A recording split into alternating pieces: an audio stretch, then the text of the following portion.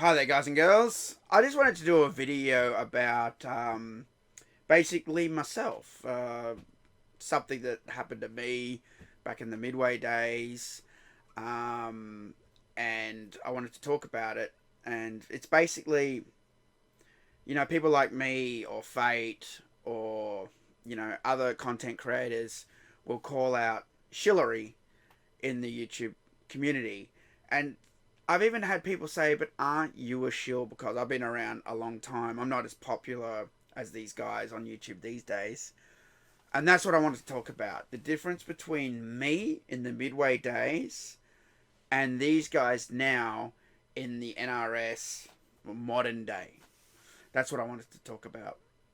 One thing I just realized. I prepared all my images, but I forgot one. I'm just going to do a quick Google search for it. Need a photo of this bloke. Alright, now I'm ready to talk.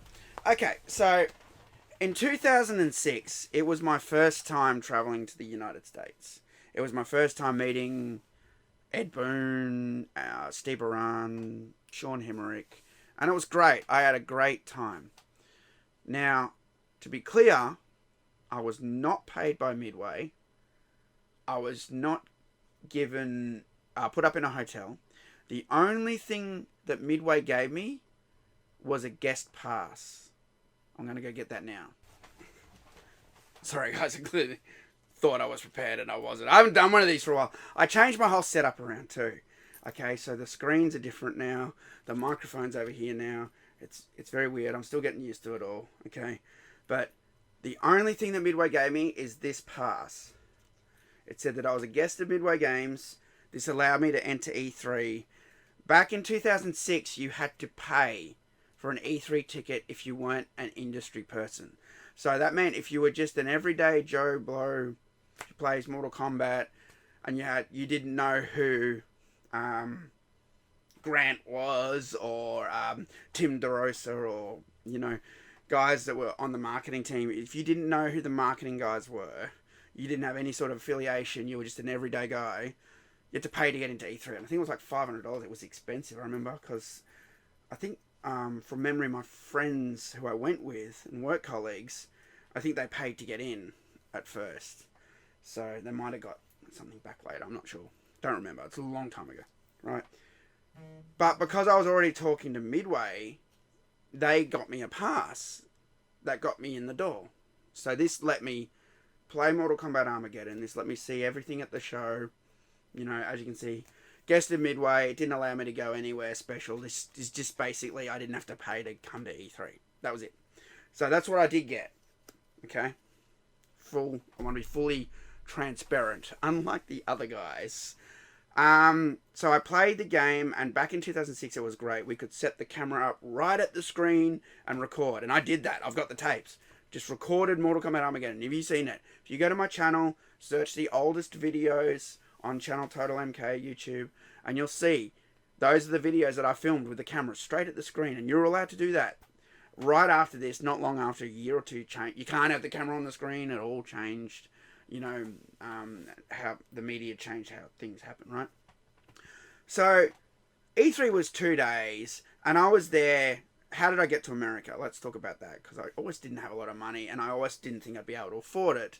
I was working in an independent game store, and we were working with Nintendo in Australia. We were very pushing Nintendo GameCube. Nintendo GameCube here was failing. Like Xbox and PlayStation 2 were dominant, and GameCube, I don't want to say failing. It was like last place, right? It was struggling, but we loved the Nintendo GameCube, man. I love my Nintendo GameCube, right? We absolutely love Nintendo, and me and the boss were big retro gamers. We love Sega, we love Nintendo, and so while everyone was going on about how great PlayStation and Xbox was in his store, we were pushing Nintendo. We had Nintendo everything at the front. We had the history of Nintendo, the dates up on the wall, and we had banners from Nintendo, like they dealt with us directly. And because we were big Nintendo pushers, they mentioned E3, and he said, "I want to go. Do you want to go?" And I said, "Oh, I don't know if I can afford it." He goes, "No, I'll pay it, work thing. So obviously he'll probably get that back on tax or whatever, right? I don't know. Didn't speak to him about any of his finances, but he offered to pay my ticket. So I got to America from the place I was working at to cover Nintendo. And I said to him, do you care if I spend like half my time in the Mortal Kombat booth? And he goes, no, because he knew I love Mortal Kombat. As long as I covered the Nintendo stuff, he didn't give a shit what else I covered at the show. Cool. That worked in my favour. That's great.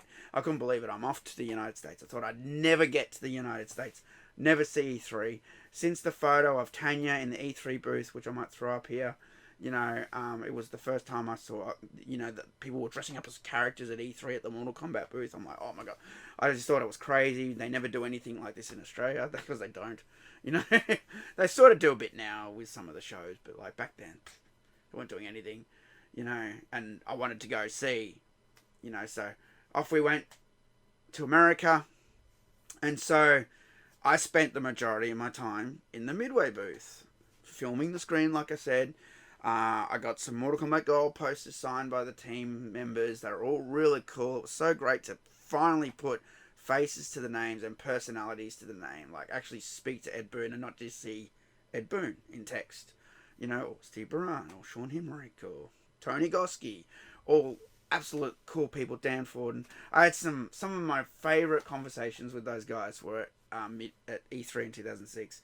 Tony Goski, especially Dan Ford, and I love the background art. Steve Baran, I gave him a copy of Mortal Kombat Conquest because we had the DVDs in Australia and America didn't. I offered it to Ed. I said, I basically what I did was this. I asked the team members if they liked Mortal Kombat Conquest. If they said no, I don't remember Ed saying no specifically, but I think he wasn't the biggest fan, or he thought, I'm not sure. I don't want to throw Ed under the bus, but I don't remember what he said. I thought, well, he didn't seem interested, so I asked Steve Runt, and he did like it. And I said, would you like a copy of the show? And I gave him a copy of the show, and then I gave him season 1. Volume 1, sorry. Volume 1 is half of season 1. There's only one season of Mortal Kombat Conquest. And then if you have Volume 1 and Volume 2, you have the whole show, right? And then later at E3 in 2008, I passed on Volume 2 for Steve Baran, so he had the whole set, And then not long after that, you couldn't get them anymore. They disappeared. I haven't even seen them. I'm always looking for Mortal Kombat, and I haven't even seen second-hand copies anywhere. Man, you never see it. It's I think they all went on eBay, or someone's scooping them up and selling them on eBay. I don't know. And then America got it anyway. But so I gave that to Steve Baran. Spoke to Steve Baran a lot. He was very cool. Tony Goski was awesome. He told me a lot about Mortal Kombat 2 backgrounds. I love the art. I love what he did. Dan Ford, and I spoke to him about the music, the nuances in the Ultimate MK3 music, the screaming on the title screen, you can hear in background, and he told me about the Shaolin Monks thing. That's how I got onto that. The Ed Boon say, get the fuck over here and stuff. And anyway, yes, I'm talking to all these characters, I'm filming the screen, I'm doing interviews, I'm taking photos, doing all this stuff. And then it gets sad, man. It comes to an end. It's all good things have to come to an end, right? It's the last day. They're sorry, I took a group photo with Mortal Kombat Online. I've had fights and disagreements with them, and but we're all cool now. It's all good. Dave's MK, Tabmock 99 was there. It was great. There was no negativity. It was just perfection. And I took a photo with them, and then they start turning off the developer consoles. I've got a photo. They're on that Xbox green screen, SDK dev kit or whatever. But right before, this is the end of E3, right before this, Randy, his name's Randy Severin, this bloke here in this photo, he comes over to me, and it took me a long time to find his name, because I didn't see him that whole show, and he just comes out of the shadows. No, he just emerged from wherever, and he comes over to me, and he goes, he asked about me. Oh, where are you from? I'm like, Australia. Huge Mortal Kombat fan. Molded my life on it, basically. Which is, my thing. It's on me, I guess. And he goes, oh, yeah. He goes, I've been watching you taking photos and screenshots and video. And I really appreciate you covering our game. I went, no worries, I guess, I'm going to send you something. I'm going to send you something as a thank you. I went, oh, thanks. I really appreciate that. I've never seen Randy again. Okay, that was the interaction I had with him at E3 in 2006. You know, and for a while I didn't know his name until I was going through some of these crypt things, and then I'm like, oh, that's his name. There he is, Randy. Okay, and so right before or right after the game comes out, this box arrives, and I've got that photo queued up here. Turn this one off here. This box. That box arrives at my house, and I'm like, oh my god. I thought I was getting a copy of the game. That's normally how you get thanked back in 2006 in the industry. We'll give you a copy of the game. I didn't even know what a press kit was at this stage, guys. I did not know, right? I had no clue. So, actually, that's almost false, actually. I'll explain that in a minute. Or I'll explain it now. Press kit. Mortal Kombat Deception had a wooden box, and I ended up getting one. I bought it off someone. That was a whole thing. I don't really want to go into details about that because, you know, that's history. There's no reason to really drudge that up. But that was a press kit, that wooden box. I just thought it was a memento thing. I didn't know what a press kit was then. But basically that was a press kit. So it had the copy of the game in it. It had a calendar. It had an invite. A letter with a seal on it with information and a Molina Sai in the wooden Mortal Kombat Deception box. So at that stage, I did not know this was a press kit until around now. So around 2006, I'm starting to get, you know, good contact with Midway. They're answering all my questions, letting me do Q&As and interviews and all of this stuff, right? They sent me this box, and the rules were on this box, you cannot sell any of the games. And I'm like, fair enough, you know, because they gave me a present, and obviously the profit of it would be shitty.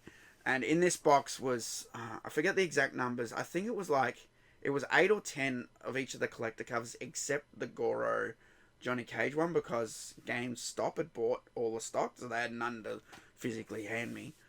But I had the Dragon logo cover, I forget which shop in America that was, the Kano Sonya cover, the Sindel Shah Khan cover, and then the regular copies of Xbox and PlayStation. And I think those I got like 10 or 12 or something of those. I've kept that box that they came in, and those PlayStation and Xbox games came in other little boxes. I've kept all of them. They all say MHE on them, Midway Home Entertainment. I'm like that. I'm like, oh, you know, I've never got to see the American side of how they ship games or, you know, how they do things. I'm weird like that. I have an interest. So they sent me that, and they said the rule is that you cannot sell any of them. But I just couldn't believe I'd met Midway once for the first time, and I don't want to say that they were buying me off, but a lot of you people might think they were buying you off. But how? Because I can't sell this. I can't profit off it. I can give them out to people. But I said to them, so what are the rules? And the marketing guys basically told me, you can keep half that box. We don't care. The only thing you can't do is sell them. You can give them to your friends, whatever. And I said, but, you know, try and do something with them. And I said, yeah, cool. I'm doing a big competition. I'm doing massive Mortal Kombat Armageddon giveaway. And I am going to brag here, okay? I did one of the biggest Mortal Kombat giveaways in history online. I've never seen anybody match this amount of copies of the game giveaway. If I'm wrong, put it in the comments, because I've never seen anybody give away, you know, that many copies of the game. I ended up keeping a whole bunch, because what happened was I had a form on my website, and all of the copies were up for, I don't know, say I was going to keep 6 or 10 or something for myself. I think there was 48 copies in the game, in the box. So I had a form, and you had to put in your name and address to enter, right? And what happened was all these people entered, and people put fake names and emails. I only realized when people won, and I had this program called The Hat, which you can look up, and you just type in all the names, and you press shuffle, and it just shuffles all the names, and you press stop, and it stops on a name. And that's how I picked winners, right? I shuffled and stopped, and I've got those videos recorded still too that match up with everything. I kept video recordings of all that in case anyone's like, oh, it's rigged or whatever. I kept all the receipts. So I found fake names because the receipts, the addresses didn't make sense or something. The names didn't make. There was something. I tried to. Oh, there was the email addresses. That's right. They were bouncing back. That's right, because it would log the email address that they would enter from, and on my server, and then I would try and email them, and it would bounce. It was a fake email. So those copies I ended up just keeping because I can't do anything at this point, you know. So I just want to show you how many copies of the game I did give away, because we've got. I've got the proof of that. Whoops, wrong picture. Jumped back up. So here we go. That's me packing all the copies of the game. You can see the collector's editions in 3 piles in the background there. You can see the first, second, and third prize at the front there, the white boxes, and the brown sort of envelopey sort of packages were for just the standard copies of the game. And yeah, that's the guest room. That's why it's all flowery and weird. That's not my room. So, that's the congratulations. You won a copy of the game letter that I came up with. I said thanks for supporting my website. Thanks to Midway Games, and you know, some people also got a Mortal Kombat Slammer there. That's all the copies of the game. And except, see the box that says this side up? Ignore that box. All the other boxes, the 3 white ones, and all those little brown envelopes were all the copies that I sent out of the game. Okay, so and oh, where's that last copy? Oh, where's it gone? Hey. Oh. One of the images I added disappeared. Hang on a sec. Did I add it back in? There it is. Alright. Now, finally, this is the receipt from the post office with redacted personal information. This shows how many copies of the game I sent out. You can see there, first prize. I haven't looked at this roll. First prize parcel air 51 label print. So I sent 29 copies. 29 copies. Oh yeah, okay. So first prize was $51.40 to ship to America. It was 2.3 kilograms. Then there was 29 copies, standard copies of the game that I sent. So that was PlayStation 2, Xbox, and just a collector's cover of the game.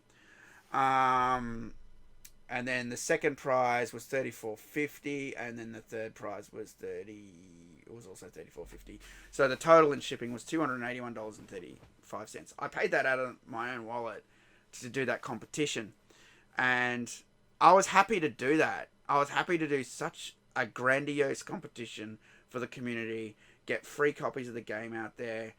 This is what the goal of my channel and my existence with Mortal Kombat has been. Really simple. I love attending events. I love covering the game.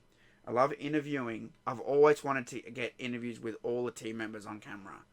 It just didn't happen. I just didn't think to do it back then, because when I said I was talking to Steve Barrett and Tony Gossi, they were like on the show floor. It wasn't like a place where and I didn't realise I could go, can we do an interview? I emailed about the Ed Boon one, and that got approved, and then it got changed at the last minute, and I didn't get Ed in 2006. I got Paula Garcia, Brian Lieberon, and who am I forgetting? Am I forgetting someone? John Podlasek. Well, he was my media guy.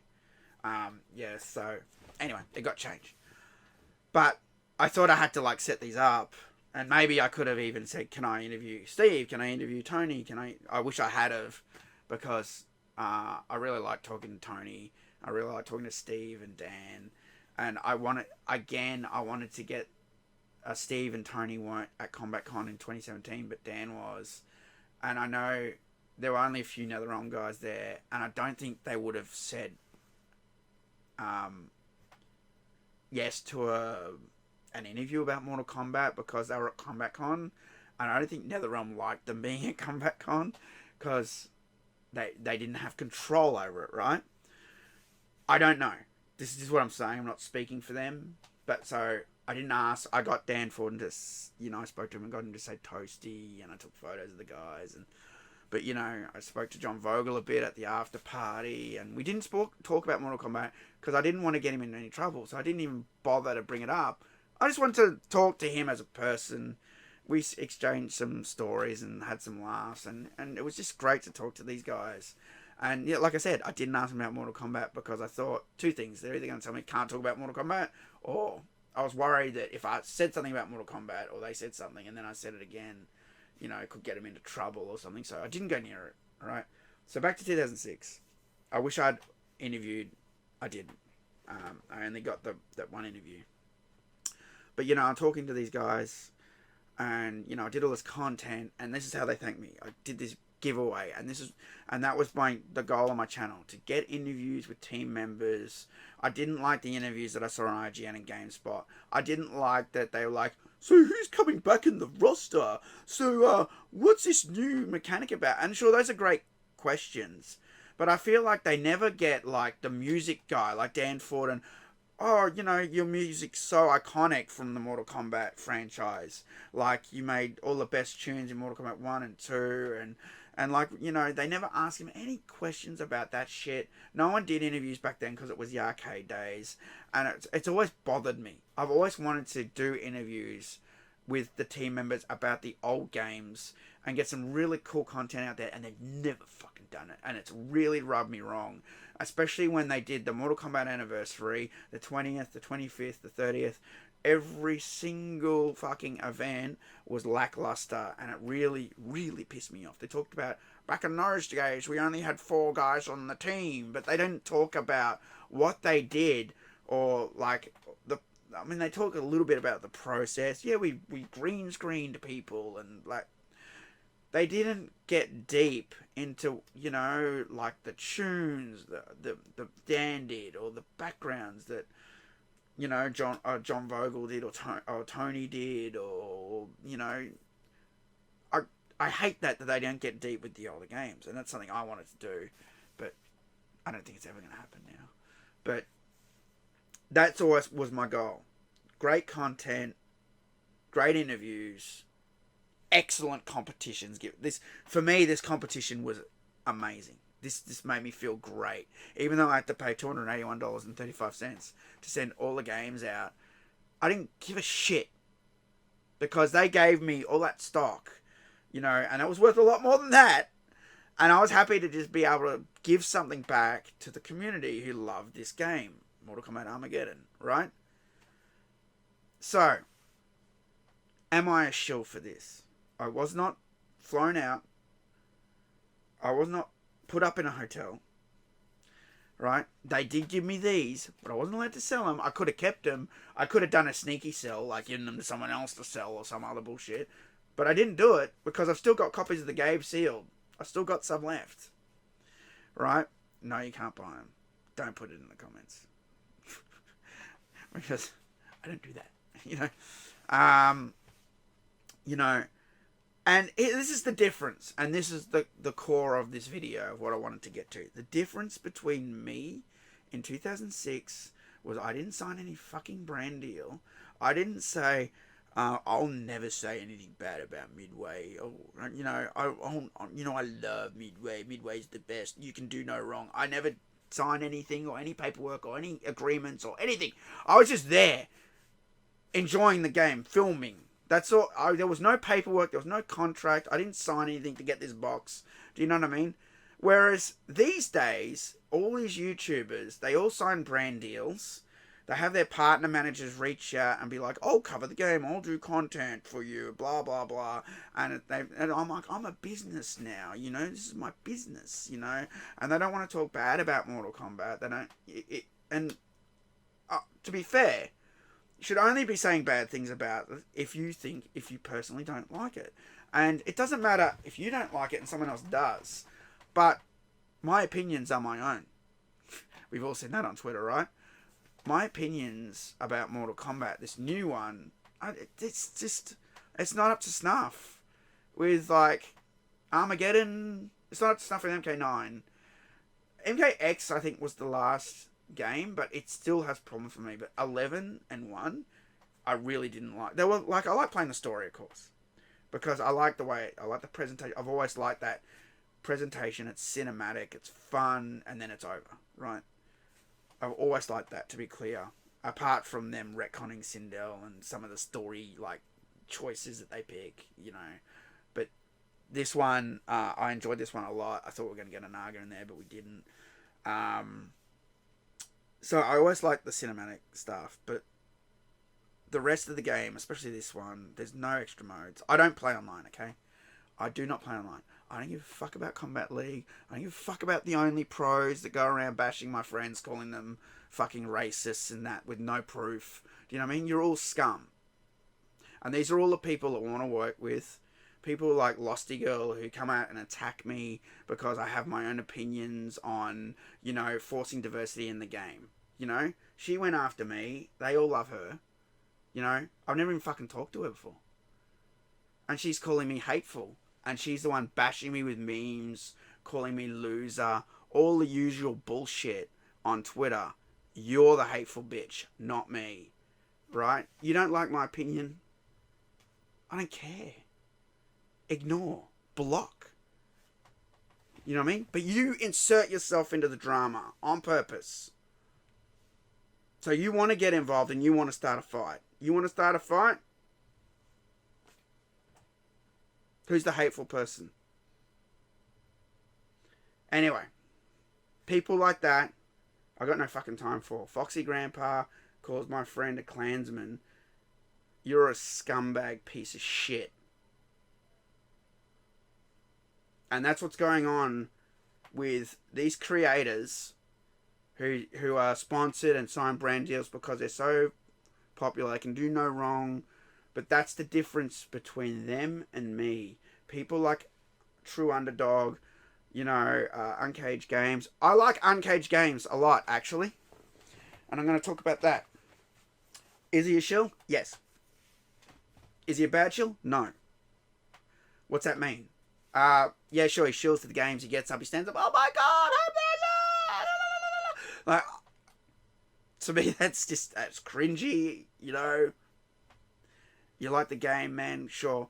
I like Uncaged, he reached out to me, he put me in a video, in a Christmas video, maybe he was hard up for content, sure, you can make that argument. I still thought it was a nice gesture that some of the people I know, cosplayers like your Liz, got to be in that Christmas video. I got to be in a Christmas video for Uncaged Games.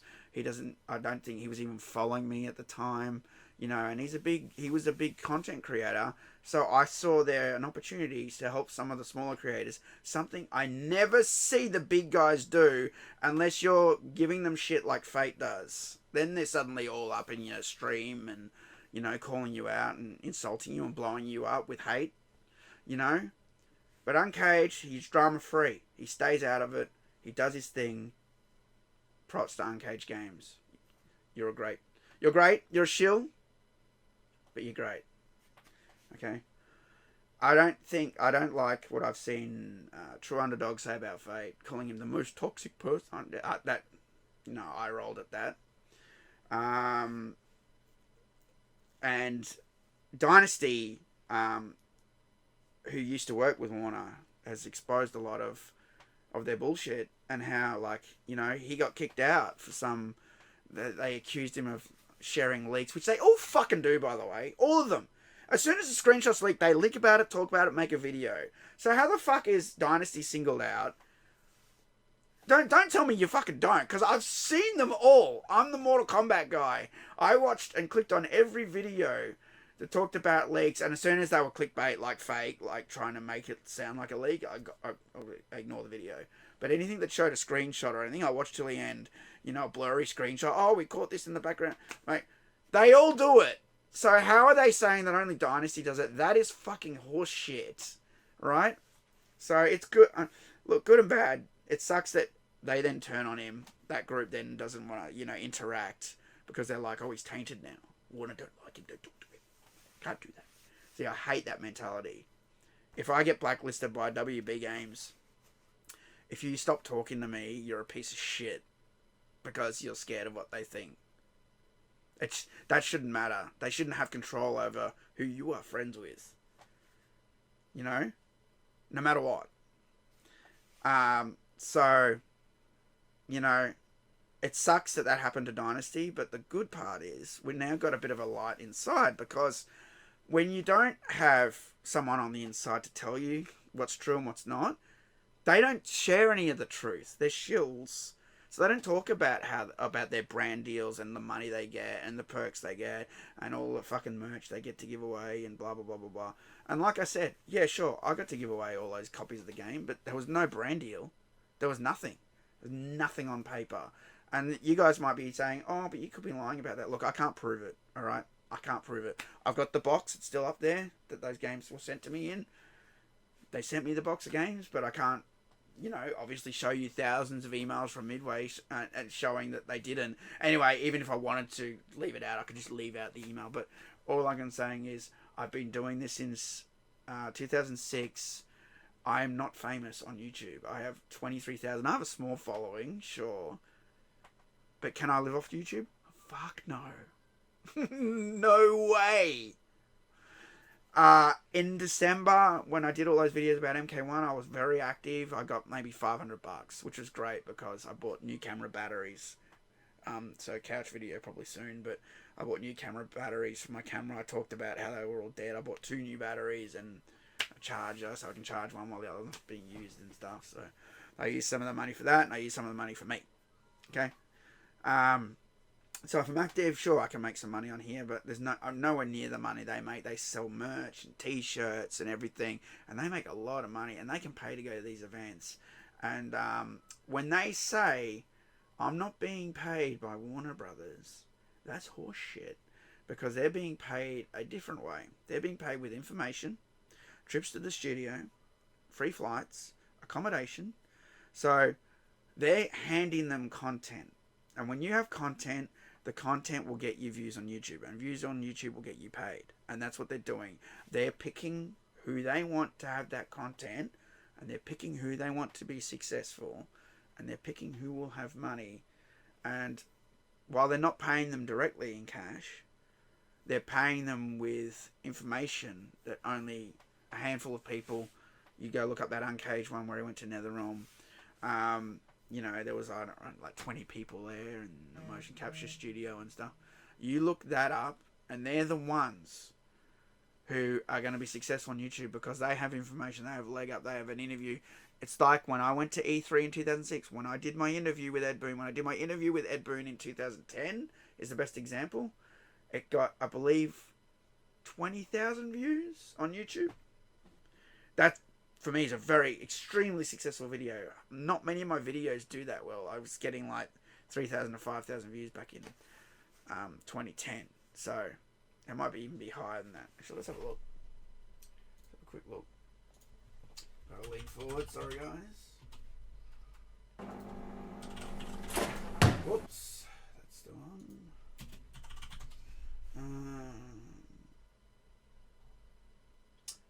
24,000 views that interview's had, and the feedback on that was everyone really liked that interview. So, I'm not super successful, but those guys are, and when they're handed content, it makes them even more successful and more people watch. And so their deals are on paper. They sign a contract, and I know because I was going to review Mortal Kombat 1, and sorry, phone call. I'll have to call that guy back.